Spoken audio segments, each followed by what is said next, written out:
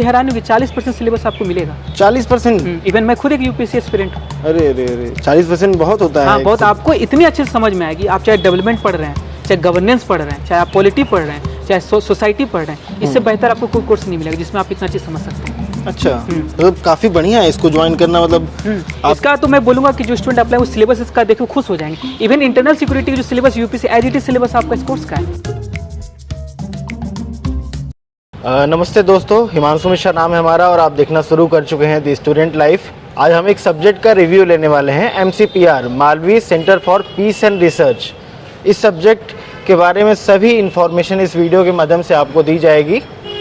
अंत तक देखिएगा वीडियो को, हर चीज़ों पे हम चर्चा करेंगे कि इसमें प्लेसमेंट है या नहीं है। ये मास्टर्स का कोर्स है, स्पेशल कोर्स है, कितनी फ़ीस है, कैसा हॉस्टल मिलता है, कितनी मतलब लगभग पूरा खर्चा कितने आने वाला है और बाद में हमें प्लेसमेंट कहाँ कहाँ मिलेगा।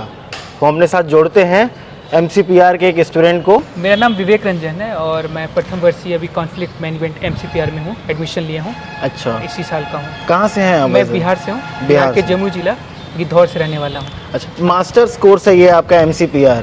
MCPR का फुल फॉर्म जो मैंने बताया सही है? क्या है? Malviya Peace Research Centre. लोग कहते हैं इस कोर्स के बारे में कि ये कोर्स विदेशों में ये जाते हैं, वहाँ पे इसकी नौकरियाँ हैं, यहाँ पे इसका कोई भी ऐसा कुछ नहीं है।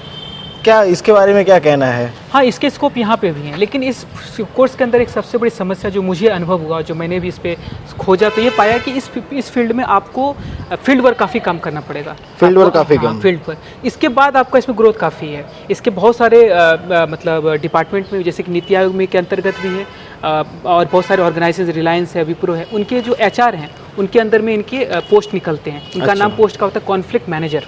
इसके अलावा आपके फील्ड ऑफिसर पोस्ट होते हैं, पॉलिसी मेकिंग में पोस्ट होते हैं। इनके पोस्ट बहुत सारे, बट इन सब पोस्ट को लेने के लिए आपको एक फील्ड वर्क करना पड़ेगा, किसी बड़े अच्छे फाउंडेशन से जुड़ना पड़ेगा और आपको काम करना पड़ेगा।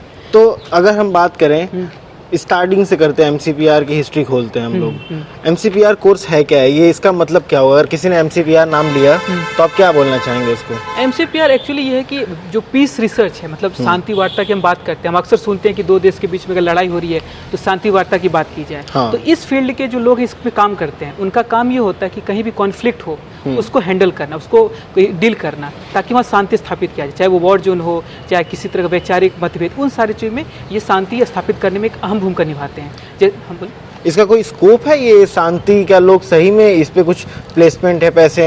हाँ, इसमें है स्कोप। इसमें स्कोप है। एक्चुअली इनका टेक्निकल नाम है कॉन्फ्लिक्ट मैनेजमेंट एंड डेवलपमेंट। यानी कि मैनेज भी करना है और डेवलपमेंट भी करना है। तो कॉन्फ्लिक्ट आप कहीं भी आप हैंडल कर दिए, लेकिन वो कॉन्फ्लिक्ट सस्टेन करने के लिए, अगर वो शाश्वत रहे, हमेशा के लिए रहे, तो आपको विकास भी करना पड़ेगा। अच्छा, तो इस कोर्स में क्या है कि इस कोर्स में तुरंत आपको जॉब नहीं मिलने वाला है। आपको किसी ना किसी NGO या फाउंडेशन में कम से कम 1 से 2 साल काम करना पड़ेगा। उसके बाद आप कॉन्फ्रेंस और अदर चीज़ों में आप अटेंड करिए, वहाँ से अनुभव लीजिए और फिर आप बड़े बड़े ऑर्गेनाइजेशन के लिए अप्लाई कर सकते हैं। तो विवेक सर, आप एक बात बताइए, आप पढ़ रहे हैं MCPR, सोशल साइंस फैकल्टी में ये चलता है और ये मास्टर्स कोर्स है, स्पेशल कोर्स है, मतलब इससे UG नहीं होता, ग्रेजुएशन MCPR से नहीं होता, डायरेक्ट मास्टर्स में एनरोल होंगे। और एलिजिबिलिटी क्राइटेरिया की हम बात करना चाहते हैं। कौन कौन एलिजिबल है? अगर ये मास्टर्स कोर्स है, प्रोफेशनल कोर्स है, तो क्या IIT, MBBS और भी लोग, कॉमर्स वाले लोग, सबको इसमें अप्लाई कर सकते हैं? क्योंकि हमारे खुद कोर्स में कुछ ऐसे लोग हैं जो कि कॉमर्स से हैं, खुद मैं साइंस से हूँ, टेक्निकल से इंजीनियर हूँ। और भी फील्ड के लोग हैं, आर्ट्स से हैं, कुछ साइंस से हैं, कुछ मतलब बेसिक जो और भी अदर कोर्सेज होते हैं उनसे आए हुए हैं। तो ये एक तरह से ये कॉन्फ्लिक्ट सिर्फ एक ऑर्गेनाइजेशनल नहीं, एक इंडिविजुअल तक भी आप इसमें काउंसलर भी बन सकते हैं। तो कॉन्फ्लिक्ट हर जगह है। कॉन्फ्लिक्ट एक सीमित एक ऑर्गेनाइजेशन, बल्कि हमारे अंदर भी द्वंद्व चलते रहता है। तो ये कॉन्फ्लिक्ट को आप ये नहीं समझे किसी ऑर्गेनाइजेशन, इवन आप एक काउंसलर भी बन सकते हैं। आज के समय लाइफ पूरा कॉम्प्लेक्स हो गया, बहुत सारे लोगों के ऑप्शंस देखते हैं, तो ये कोर्स आपको हेल्प करता है फिल्टर करने के लिए, चाहे वो आपका रिलेशनशिप बेस्ड हो, चाहे आपका कैरियर हो, और सब चीज़ों को काफ़ी उठाता है। मतलब हम डाइवर्सिटी पाते हैं। हाँ, डाइवर्सिटी। और इस कोर्स के अंदर सबसे अच्छी बात यह है इंटरडिसिप्लिनरी, इसमें आप सब कुछ पढ़ते हैं, चाहे वो मनोविज्ञान हो, समाज शास्त्र हो, अर्थशास्त्र हो, हर विषय इसके अंदर आते हैं। तो इसकी खूबसूरती है कि आप कहीं ना कहीं कनेक्ट कर लें। हो सकता है आप इतिहास से कनेक्ट कर लें, हो सकता है आप राजनीति शास्त्र से कर लें, हर चीज़ का इसमें मतलब ये स्पेस है। 2 साल का कोर्स है। 2 साल का कोर्स है। इसे PhD भी होता है? हाँ, PhD भी होता है। और हमारे BH में से PhD अभी कर रहे हैं 4 लोग एग्जिस्टिंग, जो कि बाहर से आए हुए हैं और ये PhD इस फील्ड में कर रहे हैं। अच्छा, अगर हम बात करें अप्लाई कैसे करेंगे, अगर हम MCPR जैसे सब्जेक्ट में एडमिशन लेना चाहें तो हम कैसे अप्लाई करेंगे? जैसे कि आप मास्टर्स के लिए प्रोग्राम के लिए अप्लाई करते हैं, उसी तरह NTA में इसका आपको लिस्ट मिल जाएगा। इसका नाम conflict management and development search करिएगा, वहाँ पे लिस्टिंग होगा, MCD बोलते हैं, वहाँ पे आपको टिक करना है। अच्छा। उसके बाद इसकी परीक्षा होती है, तो पहले एंट्रेंस होता है, उसके बाद इंटरव्यू, यानी आत्म साक्षात्कार, मतलब साक्षात्कार का भी ये GDPI भी होता है क्या इसमें? हाँ, इसमें होता है। GDPI मतलब अगर हम एक रिटन एग्जाम देते हैं जो कि multiple choice question NTA CUET द्वारा कंडक्ट कराई जाती है, उसको देने के बाद हम अगर क्वालिफाई हो जाते हैं तो हमें GDPI एक ग्रुप इंटरव्यू देना होगा। हाँ, इसमें इंटरव्यू भी होता है। अच्छा, इंटरव्यू देने के बाद सिलेक्शन होता है। दो चरण है इसके, 2 स्टेप हैं इसके। अच्छा, इंटरव्यू में क्या क्या पूछा जाता होगा? इंटरव्यू में जैसे हमसे जो पूछा गया तो मैं बता सकता हूँ कि आप ये कोर्स में क्यों आना चाहते हैं। अच्छा। या इस कोर्स में आपका क्यों इंटरेस्ट है। जब मैंने इसमें अप्लाई किया, उसमें कोविड का समय चल रहा था, तो मैंने बोला कि कोविड के समय जो कॉन्फ्लिक्ट बढ़ रहा है पूरी दुनिया में, उसके लॉन्ग रन में जो इफेक्ट हो उसके लिए मैं काम करना चाहूँगा। तो ये आपके अलग अलग हो सकता है। आप ये बोल सकते हैं कि मैं किसी ऑर्गेनाइजेशन में, अगर कई हमारे एक स्टूडेंट हैं जो कि खुद हेडिंग करती साउथ एशियन में सोनी कंपनी में, तो वो इस कोर्स को इसलिए इनरोल की क्योंकि वो एक HR पोस्ट में वो चाहती है एक और अच्छा HR हम बन सके, एक अच्छी तरह से हम परफॉर्म कर सके एज ए मैनेजर। अच्छा। तो ये कई लोग जो प्रेजेंटली जो प्रोफेशनल काम कर रहे हैं वो भी कोर्स के लिए इनरोल करते हैं। अच्छा। It's a value added course also. और भी कुछ चीज़ें डिफर की भैया, जब आपके दोस्त लोगों ने बताया कि हमसे कुछ अलग पूछा गया, और क्या पूछा गया? हाँ, तो उसमें जैसे कि आपसे पूछा जाता है कि अगर आप, जैसे मैंने टेक्निकल बताया, तो आपको टेक्निकल से कुछ बेसिक चीज़ पूछ देंगे। हाँ। कि आप इंजीनियरिंग से इधर आए या आप कॉमर्स से आए, क्योंकि इस सब्जेक्ट में इंटरडिसिप्लिनरी, इसमें उनके कुछ टॉपिक आपको पढ़ने पड़ते हैं, तो उससे बहुत बेसिक क्वेश्चन पूछे जाते हैं। मतलब UPSC इंटरव्यू मिनी नहीं, हाँ, मतलब बेसिक आपको जो आपने लिखा है कि हम इस कोर्स से, तो ये 3-4 फैकल्टी बैठते हैं, लेकिन जनरली हम लोग ऑनलाइन हुआ था, तो एक फैकल्टी ने ही हमारा इंटरव्यू लिया था। अच्छा, मतलब एक ही टीचर बैठे थे सामने? हाँ, एक ही टीचर बैठे थे। ऐसे 3-4 टीचर बैठ जाते हैं? मतलब सिचुएशन ये है कि 3-4 टीचर बैठेंगे या फिर एक टीचर बैठेंगे, आपका इंटरव्यू होगा, सिलेक्शन हो जाएगा, उसके बाद ही हम फीस जमा करेंगे। फीस जमा करेंगे। ओके। अब अगर आते हैं सिलेबस की, जो MCPR में रिटन में पूछा जाता है, NTA और CUT की जो बातें कर रहे थे, तो NTA में क्या पूछा जाएगा, हम क्या तैयार करेंगे? उसमें जनरल स्टडी पूछे जाते हैं आपको, जनरल पॉलिटिकल साइंस, हिस्ट्री, थोड़ा सा करंट अफेयर, फिर बेसिक जो CSAT होता है, एप्टीट्यूड, ये सब के बेसिक क्वेश्चन पूछे जाते हैं, जो कि प्रायः आप जो कम्पिटेटिव एग्जाम्स में उसमें आप देखते होंगे, जो जनरल कंपटीशन होता है लगातार उसमें जो आता रहता है उसी टाइप का क्वेश्चन मिलेगा आपको। और कंबाइंड एंट्रेंस एग्जाम है क्या इसका? हाँ, जो एग्जाम एक साथ आप NTA में देते हो, उसके तरफ कोर्स अप्लाई करते हो, तो उसी में आपका होता है एग्जाम। अच्छा, MCPR की नंबर ऑफ सीट कितनी है सभी कैटेगरी को मिला करके? मैक्सिमम आई थिंक 51 है, लेकिन अभी प्रेजेंटली 45 एक्टिव स्टूडेंट है। कई लोग विड्रॉ किए हुए, कोई कारण मुझे नहीं पता, बट 51 सीट्स हैं BHU के अंदर, जहाँ तक मुझे पता है। और सर, अगर परसेंटाइल की बात करें तो कितना हम रिटन में ला दें एंट्रेंस एग्जाम में? जैसे होता है ना 60% कर लिया तो तुम्हारा एडमिशन हो जाएगा, तो कितने परसेंटाइल हमको अचीव करना होता है? 40% प्लस आप करिएगा तो आपका इंटरव्यू कॉल आ जाएगा 40% के ऊपर। उसके बाद उनका जो इंटरव्यू है वो डिसाइड करते हैं कि आपको लेना है कि नहीं है। अच्छा, पारदर्शिता रहती है, सही लेते हैं, अच्छे लोग चुन के रखे आते हैं? हमारे जो फैकल्टीज़ हैं सब एक्सपीरियंस फैकल्टी हैं। उसमें जो हमारे प्रियंकर उपाध्याय सर हैं, खुद उन्होंने यूनेस्को में भारत को रिप्रेजेंट किया, जो हमारे हेडिंग है, जो उन्होंने कोर्स को यहाँ शुरुआत किया था। उसके अलावा हमारे मनोज मिश्रा सर हैं, जो कि ऑलरेडी PhD हैं, उनके अंदर में PhD कई लोग कर रहे हैं। तो फैकल्टी बहुत ट्रांसपेरेंट है, वो JNU के हैं। अच्छा। और उन्होंने फॉरेन में भी जाके स्टडी की है। तो हमारे पास जो फैकल्टी हैं और जो हमारे कोर्सेज हैं, वो इंटरनेशनल के जो सिलेबस उससे काफ़ी मैचिंग उनकी है। तो अगर आप लॉन्ग रन में अगर बाहर PhD करना चाहें तो आपको किसी तरह की कोई दिक्कत नहीं आएगी। अच्छा, MCPR का फर्स्ट सेमेस्टर में जब हम इनरोल्ड हो रहे हैं, फीस स्ट्रक्चर क्या समझाएंगे आप लोगों को? फीस स्ट्रक्चर जैसे अभी फीस स्ट्रक्चर है 18,000 1 ईयर का। 1 ईयर का 18,000? हाँ, कई लोग हाइक बना के रखे हैं 60,000। नहीं, 60 नहीं। ये कोर्सेज अगर आप Tata institute of social science से करेंगे, उसका कोर्स 1 लाख रुपया। तो ये मुंबई गुवाहाटी से दोनों केसेस करिएगा। और यही कोर्स आप जामिया इस्लामिया से करिए 14,000 रुपया। तो यहाँ का यहाँ की जो एक अपनी मतलब खासियत ये है कि सबसे पहले कोर्स यहीं स्टार्ट हुआ है, और यहाँ पे यूनेस्को के द्वारा रिकॉग्नाइजेशन के करने कारण इनका लॉन्ग रन में नाम काफ़ी है। अच्छा, जैसा कि आपने बताया 1998 में ये कोर्स इंट्रोड्यूस किया गया, पहली बार यहीं पे BHU में इंट्रोड्यूस किया गया। एक GK का प्रश्न है, मान लीजिए जिस लोग अपने, कितने लोग तो अपने कोर्सेज के बारे में जानते ही नहीं, आपके साथ भी पढ़ते होंगे, ठीक से नहीं जानते जानकारी। हमने कितने लोगों को माइक मुंह पे लगाया है, तो कुछ ऊपर से जानकारी निकलती है और फिर कुछ पता नहीं चल पाता है। आप कुछ सटीक जानकारी दे रहे हैं। फीस स्ट्रक्चर मतलब 1 साल का 18,000। ये 1 सेमेस्टर का है कि 1 साल का है? 1 साल का। 1 साल का है, मतलब पूरा 2 साल हमने पढ़ लिया, कितना खर्चा आया? 36,000 आपका फीस जो है पूरा टोटल फीस स्ट्रक्चर आपको है। और उसके अलावा आप हॉस्टल की खर्चे की बात करें, मैं जैसे मेस में खाता हूँ तो 4,000 रुपया मैक्सिमम का महीना खर्चा होगा। और हॉस्टल फीस उसमें इंक्लूडेड था जो पहले बताया, उसी में सारा आ जाता है। सारा आ जाता है, बहुत सस्ता है। फिर लोग बहुत प्रोफेशनल कोर्सेज को हाइप बना करके रखें कि बहुत ज़्यादा फीस है यहाँ BHU में, लेकिन ऐसा कुछ है नहीं। क्वालिटी ऑफ एजुकेशन कैसा है? 2 साल बढ़िया पढ़ा देंगे? हाँ, जहाँ तक मेरा अब तक अनुभव है, जो हमारे फैकल्टीज़ हैं हाँ। उसमें स्पेशलाइज फैकल्टी जो कि एक उपसाला में खुद जाके वर्कशॉप करते हैं। अच्छा। तो हमें वो कई फील्ड वर्क की भी स्टडी मतलब लर्निंग देते हैं। हाँ। और हमारा कुछ फील्ड वर्क भी आने वाले समय होने वाला है। इस सब्जेक्ट में प्रैक्टिकल भी है क्या? प्रैक्टिकल भी है। प्रैक्टिकल भी आप प्लेसेस में विजिट करते हो, किसी ऑर्गेनाइजेशन में जाके हम लोग स्टडी करते हैं। इस तरह की इसमें व्यवस्था है। कोविड के कारण उस बार नहीं हो पाया, लेकिन अब इस पे जोर दिया जा रहा है। और आपने टिस का नाम लिया और जामिया का नाम लिया, तो इन सब्जेक्ट में पढ़ाई क्या वहाँ पे बढ़िया होती कि यहाँ पे रहते थे? जैसे कि टाटा इंस्टीट्यूट सोशल साइंस में खासियत क्या है कि वो काफ़ी इसको स्पेशलाइज एक स्पेसिफिक कर देते हैं। जैसे कि BHU में इनको एक जनरल के रूप में पढ़ाया जाता है, ताकि कल के दिन में आप इसको खुद से एक तरफ से मोड़ सकते हैं। जैसे कि एक कोर्स होता है ADR 10,000 6 महीने की कोर्स होती है आई थिंक। उस कोर्स में आप अल्टरनेट डिस्प्यूट रिजोल्यूशन से स्पेशलाइज हो सकते हैं, या आप वुमेन पे आप काम कर सकते हैं, वुमेन एम्पावरमेंट से रिलेटेड। वो चीज़ें आप जब वहाँ ज्वाइन करिएगा टाटा इंस्टीट्यूट में, तो आपको सेकंड ईयर से वो आपको स्पेशलाइज कर देंगे। वो कॉर्पोरेट कर सकते हैं, वो आपको वुमेन से रिलेटेड कर सकते हैं, तो उसमें आपको जॉब ढूंढना बड़ा आसान हो जाता है। अच्छा। हाँ, यहाँ पे क्या है कि आपको फिर से आपको थोड़ा सा एक टाइम देके स्पेशलाइजेशन करना पड़ता है। मतलब BHU में प्लेन MCPR पढ़ाया जाता है कि इसमें भी कुछ सब्जेक्ट में स्पेशलाइजेशन है? आपको हर सब्जेक्ट का एक एक्सपोज दे दिया जाता है। इवन ADR जो जिसके हम बात कर रहे हैं, हाँ। वो भी आपको पढ़ा दिया जाता है। लेकिन स्पेसिफिकली आप उसके अगर एक्सपर्टीज बनना चाहते हैं तो आपको 6 महीने कम से कम की कोर्स होती है जो आपको करना पड़े। उससे क्या है कि आप सीधा उसी फील्ड में अप्लाई कर सकते हैं। हालांकि आप इससे भी करके जाएंगे तो आप कर सकते हैं, लेकिन आपके लिए थोड़ा सा एक टफ होगा इंटरव्यू लेवल पे, क्योंकि आप उसको डेप्थनेस में आपको पढ़ना पड़ेगा। और जैसे कि आपका बैचमेट जो भी है, जो भी साथ में पढ़ रहे हैं या फिर हॉस्टल में रह रहे हैं, सेम बैच और सेम कोर्स के, क्या वो डिफर करते हैं ऑनर्स टाइप में? जैसे हम लोग, मेरा ज्योग्राफी ऑनर्स है, किसी का हिस्ट्री ऑनर्स है, किसी का हिस्ट्री ऑफ आर्ट ऑनर्स है, इकोनॉमिक्स है, ऐसे आप में भी क्या अलग अलग कि सभी लोग एक ही बराबर सिलेबस पढ़ते हैं, एक ही तरीके की स्पेशलाइजेशन? हाँ, सिलेबस एक ही तरह से पढ़ते हैं। मतलब क्योंकि इसमें क्या है कि इंटरडिसिप्लिनरी होने के कारण इसमें पॉलिटिव पढ़ते हैं, इकोनॉमिक्स पढ़ते हैं, जो बेसिक जो जनरल अंडरस्टैंडिंग होती है वो आप पढ़ते हैं। उसको पढ़ने के बाद हम मॉडल्स पे काम करते हैं।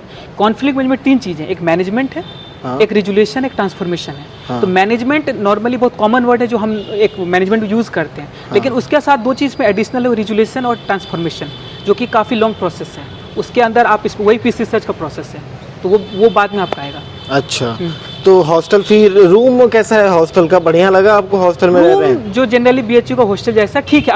अभी हॉस्टल्स का भी काफ़ी रिनोवेशन हो रहा है। कौन सा हॉस्टल मिलता है? राजाराम मिलता है या ब्रजनाथ, दोनों में से कोई मिलता है। ब्रजनाथ या राजाराम मोहन राय? हाँ, उसमें मिलेगा। ऐसे ब्रजनाथ काफ़ी नया है, तो उसकी इंफ्रास्ट्रक्चर हम लोग से बहुत अच्छा है।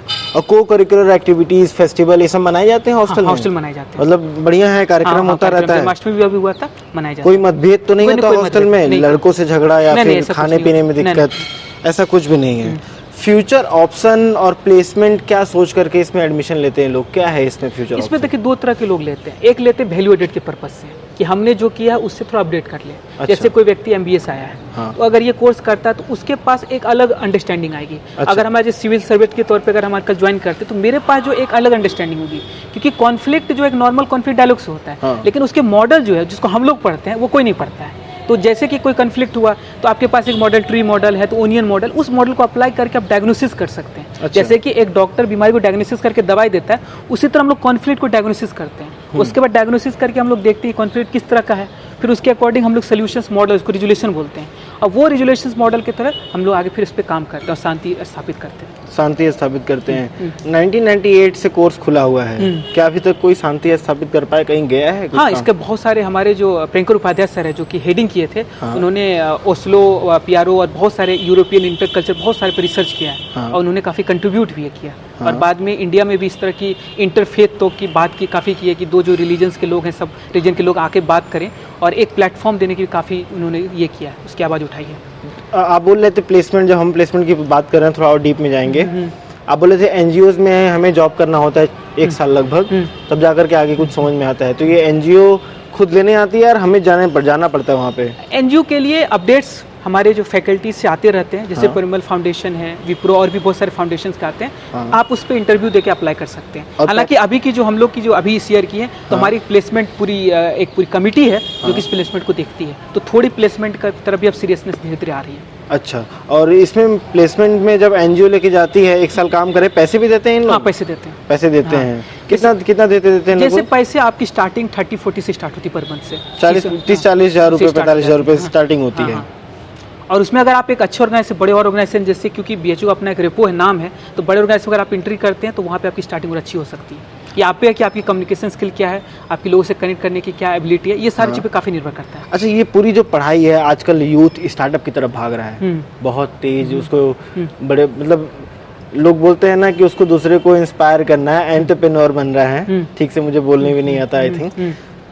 इसमें क्या कोई स्टार्टअप वाला प्रोग्राम या प्लान दिमाग में आ सकता है कि लड़का एमसीपीआर पढ़ता है, पढ़ते पढ़ते कुछ उसको स्टार्टअप आ गया? आ सकता है। कैसे तरीके का? इसके जैसे स्टार्टअप इस तरह हो सकते हैं, देखिए जैसे जैसे हम देख रहे हैं दिनों दिन एक कॉन्फ्लिक्ट हर जगह है, रिसोर्सेज से रिलेटेड, जॉब से रिलेटेड, और हर ऑर्गेनाइजेशन आज किसमें डिस्टर्ब है, क्योंकि उनको अपनी ग्रोथ भी देखनी है और उनका जो एम्प्लॉय उनको हैप्पी भी रखना है। हाँ। तो वहाँ पे जो कॉन्फ्लिक्ट है, उस इकोसिस्टम को कैसे पीसफुल और हार्मोनिक बनाया जाए, वो काम हम करते हैं। अच्छा। हाँ, इवन आपको एक बहुत इंटरेस्टिंग बात बताएंगे कि जो एक एचआर के अंदर एक जो डिसीजन मैकेनिज्म है जो स्टैंडर्ड कंपनी में होती है, उसमें हम लोग काफ़ी रोल प्ले करते हैं कि आप 2 आदमी इनपुट दिया तो वो कम्युनिकेशंस को कंटिन्यू रख के कंक्लूजन लाना, तो उसको हम लोग हैंडल करते हैं। एक तरह से हम बोलें तो एक डायलॉग को कंडक्ट करते हैं, उस डायलॉग के साथ एक ऑटोमेटिक उसका जो कंक्लूजन हो सकता है, एक रिजल्ट, उस पर फोकस करते हैं। अगर सही से अगर इसको डिफाइन करें तो निगेटिव जो आउटपुट है उसको कम करना और पॉजिटिव आउटकम की तरफ से ले जाना।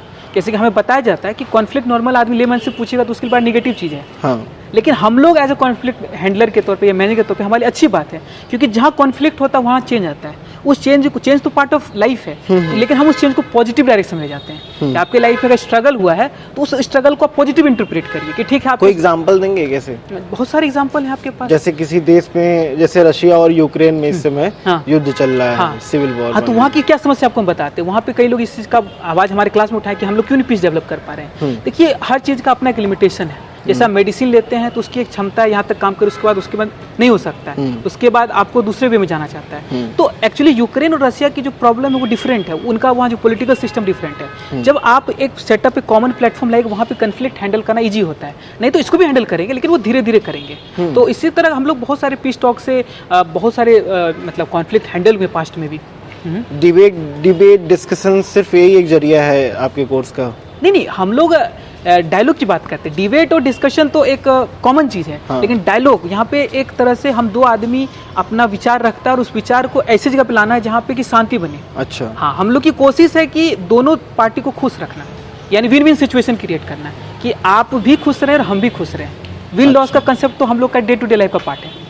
एमसीपीआर में हम एडमिशन लिए, हमें प्लेसमेंट नहीं मिला, तो हम क्या करेंगे आगे? हाँ, क्या सजेस्ट करेंगे? इसके ये कहेंगे कि आप कोई भी एनजीओ के लिए अप्लाई करिएगा, आपको मिल जाएगा जॉब, इसमें कोई नहीं दिक्कत है। वो आपके टैलेंट है कि आपको अपनी कोर्स की कितनी नॉलेज है, आप कितना एक्सपीरियंस है और कितना उस चीज़ को आप समझ पाते हैं, क्योंकि फाइनली में आपका जो डिस्टेशन पेपर होता है वो फील्ड वर्क बेस्ड होता है। हाँ। तो अगर आपने सही से काम किया तो आपको जॉब मिल जाएगा, जॉब मिल जाएगी, इसमें कोई दिक्कत नहीं आएगी। और पीएचडी के लिए भी जा सकते हैं? पीएचडी के लिए भी जा सकते हैं। इवन आपको एक अच्छी खबर बताऊं कि अभी एनी बेसेंट फेलोशिप आई है, तो उसमें आप एक अच्छे नंबर ला के आप इंटरव्यू क्रैक टॉप 5 लोगों को सेलेक्ट किया जा रहा है। कुछ बता दीजिए इसके बारे में। तो अभी एक एनिमेशन फेलोशिप रिसर्च अभी आई है बीएचयू में, जिसका मेन एम यही है कि ज़्यादा से ज़्यादा पीएचडी को प्रमोट किया जाए, रिसर्चर को। तो इसमें आप अपना परफॉर्मेंस को, क्योंकि एमए को बहुत लोग लाइटली लेते हैं ज़्यादातर लोग, क्योंकि एमए के बाद या तो जीआरएफ में है या कुछ और चीज़ में व्यस्त रहते हैं। हाँ। तो उस पीएचडी को ताकि डायरेक्ट एक रूट बनाया जाए कि यहाँ से भी आप पीएचडी कर सकते हैं, एकेडमिक भी आप ध्यान दें। तो इसमें आप 8.5 से ऊपर अगर सीपी लाते हैं तो आपको फिर एलिजिबल हो जाते हैं अप्लाई करने के लिए। आपका 3 राउंड में इंटरव्यू होता है और इसके साथ जब आप क्लियर करते हैं 3 राउंड का इंटरव्यू? 3 round interview. एक इंटरव्यू आपका डिपार्टमेंट होता है, एक आपका बीएचयू का जो डीन है उनके अंदर होता है, और एक आप जो इंस्टीट्यूट ऑफ इमेंस है उनके जो इमेंस, वो लोग आपका ये लेंगे फाइनल। और उसके बाद आपका सिलेक्शन के बाद आपको 5 रुपये महीने मिलते हैं। और इसके अलावा लेकिन 4 साल के अंदर आपकी पीएचडी हो जाएगी, और आप लॉन्ग रन में अगर आप बीएचयू के साथ काम करेंगे तो उसका आपकी 40,000 मंथ की सैलरी भी मिलेगी आपको। और सबसे सही बात दोस्तों ये है कि इस कोर्स में ना नेट का पेपर होता है ना एग्जाम्प्टेड, मतलब आरईटी का पेपर, बिना किसी पेपर के आप इसमें घुस सकते हैं 3 दिन इंटरव्यू दे करके। तो ये बहुत ही अच्छा तरीका है। अगर आप मास्टर्स में अच्छा नंबर लाते हैं तो आपको पीएचडी करने का डायरेक्ट अवसर मिलता है। ज़्यादा नहीं, 8.5 CGPA है। अच्छा ठीक है, इंटर्नशिप लोग कराते हैं, जैसे कि मास कम्युनिकेशन सामने है वहाँ पे, तो मास कम्युनिकेशन में लड़के आते हैं तो लड़कों को इंटर्नशिप करने के लिए भेजते हैं कहीं ना कहीं किसी स्टूडियो में लेके चले गए, यहाँ वहाँ ले जाके घुमाते हैं। MCPR में कुछ ऐसा होता है? घुमाया जाता है। क्या होता है? हम लोग जैसे कि जो बनारस है, ये अपने आप में बहुत ऐसा सिटी है या एक ऐसा प्लेस है जहाँ पे हर रिलीजन के लोग प्रेम पूर्वक रहे हैं, शांति में रहें, तो उसकी स्टडी चलती है। और सिर्फ ये इवन अभी रिसेंटली अभी अमेरिका से हिंदुज़म आइडिया ऑफ पीस के लिए आए थे, अमेरिका से बड़े बड़े यूनिवर्सिटी से यहाँ पे, तो कॉन्फ्रेंस भी आपके होते हैं, तो आपको हर तरह का अपॉर्चुनिटी मिलते रहता है। अभी हमें मिला मौका, जापान के लिए आया है, वहाँ पे आप उनके लिए अप्लाई कर सकते हैं, आपको मौके मिलते रहेंगे। हमारे ही बैच के एक लड़के थे, उन्होंने ब्रिक्स समर के लिए भी उनको मिला था करने के लिए, लीडरशिप के लिए, तो अभी विंटर का भी आने वाला है, तो आपको डिपार्टमेंट से बहुत सहयोग मिलेगा। लेकिन आपके अंदर वो क्वालिफिकेशन रहनी चाहिए, वो आपके अंदर कॉम्पिटेंस रहना चाहिए कि आप इसके अंदर बेहतर कर पाएँ।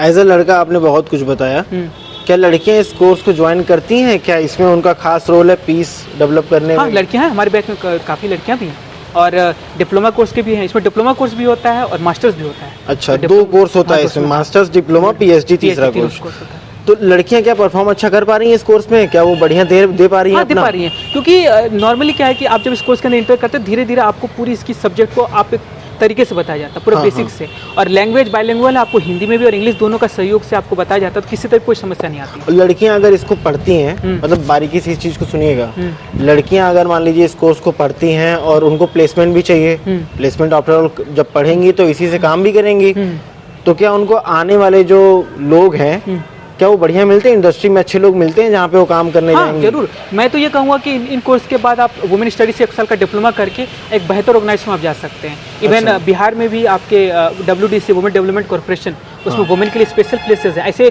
हर स्टेट में है। तो आप इस कोर्स करने के बाद आप 1 साल का वुमेन स्टडीज़ पे आप डिप्लोमा करके आप बहुत अच्छी जगह जॉब कर सकते हैं। इवन आपकी मिनिस्ट्री में इसके बहुत सारे पोस्ट निकलते हैं। और वहाँ पे जो कलीग मिलते हैं, लोग मिलते हैं, अच्छे होते हैं वहाँ पे? वो तो वर्क प्लेस अलग अलग होता है, लेकिन आप इस कोर्स के हैं तो आप हैंडल करना सीख जाएंगे। जैसे एक लड़की डॉक्टर है तो वो हॉस्पिटल में ज्वाइन करती है, उसको लगता है, पता रहता है कि ऐसा ही इन्वायरमेंट मिलने वाला है। अब कोई एक लड़का MCPR से पढ़ा है या फिर मास कॉम से पढ़ा है या फिर किसी अदर सब्जेक्ट से पढ़ा है, फिजिक्स से पढ़ा है, तो जाना चाहता है अपने सब्जेक्ट में, वहाँ पे जाता है, ऊपर देखता है ना कि हमारे एल्यूमिनाई वहाँ पे काम कर चुके हैं या कर चुकी हैं, तो बढ़िया से हैं, चलिए हम भी इस कोर्स में ज्वाइन कर लें। मतलब सादा सम्मान और इज्जत है इस पूरे जॉब में। क्योंकि आपको एक सबसे इंटरेस्टिंग बात बताऊँ कि अगर डिस्ट्रिक्ट लेवल पे काम करते हैं तो हम पैरेलल करते हैं, DM हमसे पैरेलली बात करते हैं, हम DM के नीचे नहीं होते हैं। तो इसमें क्या है कि आपका जो जॉब है ऑफिशियल जॉब है, लेकिन समय के साथ आपकी राइजिंग होती है। अच्छा। जैसे जैसे आप एक्सपीरियंस करते हैं, बड़े बड़े फील्ड पे काम करेंगे, वैसे वैसे आपकी इंपॉर्टेंस बढ़ेगी, वैसे वैसे बढ़ता रहता है आगे। ये सेमेस्टर में पढ़ाया जाता है, 4 सेमेस्टर प्रोग्राम? हाँ, 4 सेमेस्टर प्रोग्राम है। सेमेस्टर BHU सेमेस्टर भी चलता है। फील्ड विजिट भी बता दिया आपने। असाइनमेंट टॉपिक कुछ होता है क्या? असाइनमेंट मिलता है, आपके कोर्स के जो सब्जेक्ट है उसी से रिलेटेड आपको असाइनमेंट बनाने पड़ते हैं। और ये सेमेस्टर एग्जाम रिटन और असाइनमेंट 2 चीजों में बांटा जाता है। 30 नंबर की आपकी इंटरनल मार्क्स होती है, असाइनमेंट होती है, जिसमें कि आपका क्लास अटेंडेंस, क्लास परफॉर्मेंस और रिटन वर्क, और प्लस एग्जाम 70 नंबर का 70 नंबर का एग्जाम होता है। एग्जाम का लोग पासिंग मार्क पूछते रहते हैं, क्या पासिंग मार्क? पासिंग के लिए कोई दिक्कत नहीं है, आप क्लास रेगुलर आते हैं, पासिंग आराम से आपको अच्छे से आता है। इवन मैं खुद 9.4 CGPA पॉइंटर हूँ 10 के अंदर में, तो नंबर अच्छे मिलते हैं। आपको परफॉर्म जैसे से करिएगा, नॉर्मली आपका जो अभी का रिजल्ट अभी जो मैंने देखा, तो नॉर्मली बच्चे का 8 के अंदर है मैक्सिमम लोगों का। एडमिशन प्रोसेस की बात करेंगे, एक थोड़ा सा ग्लिच आता है जब लोग MCPR और MPMIR या फिर MSW में एडमिशन लेते हैं, कहते हैं किसी में एडमिशन नहीं मिल रहा है, इसमें डाल दो, मिल जाएगा। ऐसा लोग क्यों बोलते हैं? देखिए, ऐसा कि BHU में बहुत ऐसे कोर्स है जिनको किसी को पता नहीं, जैसे एक डेवलपमेंट पॉलिसी का कोर्स है जो अच्छी कोर्स है, लेकिन बहुत कम लोगों को पता है, तो वहाँ पे एडमिशन होने के चांसेस होते हैं। लेकिन जिस तरह से MCPR में भी अभी एक बिल पास हुई है, मेडिनेशन से रिलेटेड एक बिल आ रही है, जो आपका ग्रामीण लेवल पे जो एक पंचायत व्यवस्था में जो न्यायिक प्रक्रिया होती थी, वो आपका जो पंच वाला सिस्टम था, उसको धीरे धीरे रिप्लेस करने की कोशिश किया जा रहा है। उसमें हम ही लोग को आगे बढ़ाया जाएगा। हाँ, आप लोग का काम भी वही है, वही पढ़ाया जाएगा, पीस डेवलप करना, ये आने वाले समय में कोर्स और ज़्यादा इसकी मांग बढ़ जाएगी, क्योंकि वो जब आएगा, बिल आने के बाद जब वो इम्प्लीमेंट हो जाएगा, इसमें हमारे फील्ड वाले ही उसमें काम कर पाएंगे। अच्छा, UPSC की कोई तैयारी कर रहा है तो क्या वो ऐसे कोर्सेज को ज्वाइन कर सकता है? सिलेबस कुछ टच कर रहा है UPSC? इवन आपको बड़ी हैरानी होगी, 40% सिलेबस आपको मिलेगा। 40%? इवन मैं खुद एक UPSC एस्पिरेंट हूँ। अरे 40% बहुत होता है। हाँ, बहुत। आपको इतनी अच्छे से समझ में आएगी, आप चाहे डेवलपमेंट पढ़ रहे हैं, चाहे गवर्नेंस पढ़ रहे हैं, चाहे आप पॉलिटी पढ़ रहे हैं, चाहे सोसाइटी पढ़ रहे हैं, इससे बेहतर आपको कोई कोर्स नहीं मिलेगा जिसमें आप इतना चीज़ समझ सकते हैं। अच्छा, मतलब काफी बढ़िया है इसको ज्वाइन करना, मतलब इसका तो मैं बोलूंगा कि जो स्टूडेंट अप्लाई वो सिलेबस इसका देखे खुश हो जाएंगे। इवन इंटरनल सिक्योरिटी का जो सिलेबस यूपी से एज इट इज सिलेबस आपका इस कोर्स का है। अच्छा। आपको ऊपर से आपको एक्सपर्टीज पढ़ाएंगे, जो इसके एक्सपर्ट है। हमारे पास गेस्ट लेक्चर आते हैं और वो गेस्ट लेक्चर इंडिया के अब्रॉड के भी आते हैं। आपके गेस्ट लेक्चर भी वेबिनार के थ्रू या अभी क्लासेस के भी आते हैं, तो वो सब चलता रहता है। आप पे डिपेंड है आप कितना उसे ले सकते हो। और सुना है कि फॉरेन से भी लोग पढ़ने आते हैं क्लासेस में। कोविड के बाद थोड़ी डाउन हुई। इवन लास्ट 2 साल बैक अमेरिका के 2 स्टूडेंट ने गोल्ड मेडल जीता इस कोर्स से। अच्छा। इस कोर्स में अमेरिका के थे, कुछ कोर्स ब्राजील, तो बाहरी लोग भी आते हैं। कोविड के बाद थोड़ा सा बच्चे आने कम हो गए, लेकिन और क्लास की डाइवर्सिटी कैसी है इंडिया के, किस किस रीजन से लोग? इंडिया में आपको नॉर्थ ईस्ट के लोग मिल जाएंगे, बंगाल के भी लोग मिलेंगे, बिहार के मिलेंगे, यूपी के मिलेंगे, सबके स्टेट के मेनली जो इंडिया के हैं डाइवर्सिफाई। कश्मीर से, कन्याकुमारी, कश्मीर से भी है, हाँ, जम्मू से, हाँ, जम्मू से भी हैं, सब लोग आते हैं यहाँ पढ़ने के लिए। अभी कोविड नहीं होता तो आपको इंटरनेशनल बच्चे मिलते हैं हमारे बैच में। अच्छा, और कोई प्रॉब्लम यहाँ ग्लिच नहीं आ रही है? अभी उस तरह की कोई प्रॉब्लम अभी तक अनुभव में ऐसा नहीं है। इवन मैं बोलूँगा कि जो हमारे फैकल्टी हैं बहुत सपोर्टिव हैं और हर मामले में आपका सहयोग करते हैं, आप कम्युनिकेट करते रहिए उनसे। तो एक लास्ट, सारी चीज़ों पे बातें तो लगभग हो गई हैं, एक लास्ट चीज़ पे बातें करेंगे आपसे कि एक स्कीम है ब्रिक्स। अच्छा, BRICS, जो आप बातें कर रहे थे, ब्रिक्स के थ्रू एक भैया बाहर गए, तो ये ब्रिक्स क्या है और कैसे अप्लाई करेंगे ब्रिक्स के लिए, कैसे जाते हैं ब्रिक्स के साथ? बताते हैं। जैसे ब्रिक्स जो है, जैसे आपका ये है UN है, उसी तरह ब्रिक्स भी है, जिसमें कि ब्राज़ील, रशिया, इंडिया, इस तरह के 5 कंट्री इसमें जुड़े हुए हैं, जो कि सिक्योरिटी के बारे में, इकोनॉमी के बारे में, जियो पॉलिटिक्स, हर चीज़ के बारे में बात करते हैं और उस पर एक साथ आके उसको रिजॉल्व करने की कोशिश करते हैं। इसके अंदर एक नई चीज़ आई है, मतलब उसको जोड़ा गया, इवन और समय भी है, यंग लीडरशिप को प्रमोट करना, युवा आगे बढ़ें और लीड करें और एक स्ट्रैटेजिक थिंकिंग करें, एक क्रिटिकल थिंकिंग के साथ हैं। तो उनके लिए ये पूरा एक ओपन प्लेटफॉर्म खुलता है सबके लिए, कोई भी अप्लाई कर सकता है और उनका एग्ज़ाम क्लियर करें, इंटरव्यू भी उसके होते हैं और उसके थ्रू आप डायरेक्ट इसके अंदर जा सकते हैं और आपको इंडिया का रिप्रेजेंट करने का मौका मिलेगा। ये सबसे अच्छी बात है। और ये रहा पूरा MCPR कोर्स का पूरा रिव्यू। कुछ छूट रहे हैं, कुछ हम बताना चाहेंगे आप और भी? नहीं, बस यही हम कहना चाहेंगे, जो भी स्टूडेंट आए इस कोर्स को इंटरेस्ट से पढ़ें और जितना आप पढ़ेंगे आपको उतना स्कोप बढ़ता जाएगा। सिंपल एक लाइन में बोले, इस कोर्स से आप पढ़िए, उसके केस स्टडी देखिए, उसको अपने जीवन में भी अप्लाई करिए, अपने लाइफ के प्रॉब्लम को रिजॉल्व करिए, तो उससे आपको और कॉन्फिडेंस बढ़ेगा और लॉन्ग रन में आप कहीं भी जाके हर तरह के चीज़ को फेस कर सकते हैं। इवन आप HR के पोस्ट पे भी आप जॉब अप्लाई कर सकते हो, जॉब ले सकते हैं बिना MBA किए हुए, क्योंकि इसकी एक MBA की इक्विवेलेंट इसको माना जाता है। चलिए, बहुत बहुत धन्यवाद आपको। Thank you so much. इस पूरे कोर्स की जानकारी हमने ली। ब्रिक्स के बारे में मैं आपको बताना चाहूँगा, अगर आप किसी संस्था में पढ़ रहे हैं, छात्र हैं, तो ब्रिक्स के थ्रू आप इंटरनेशनल विजिट पे जा सकते हैं। पीस और रिसर्च की बातें होंगी, बहुत अच्छा लगेगा। हर देश से लोग वहाँ पे आते हैं और कई देश के कोलैबोरेशन में ये प्रोग्राम चलता है और मिनिस्ट्री का ये प्रोग्राम है। फ्री ऑफ कॉस्ट लेकर के जाते हैं, फ़्लाइट से लेकर के, ट्रेन से लेकर के, ईच एंड एवरी, खाना पीना रहना सारा खर्चा सरकार उठाती है। तो आप जाइए, इन सब चीज़ों का फ़ायदा उठाइए। अगर आप एक बार जाते हैं तो आपके पोर्टफोलियो में बहुत ही स्ट्रॉन्ग चीज़ जुड़ती है, जो कि आगे जा कर के बहुत ही तवज्जो मिलेगा आपको उससे। तो और भी कुछ अगर रह गया हो, छूट गया हो MCPR के बारे में, इस कोर्स के बारे में जिसका हमने आज रिव्यू लिया विवेक सर के साथ, तो फिर से मिलेंगे, कमेंट बॉक्स में लिखेंगे तब। नए वीडियो में नयन दास है, तब तक के लिए हिमांशु मिश्रा धन्यवाद बोलता है वीडियो देखने के लिए। जय हिंद, जय भारत।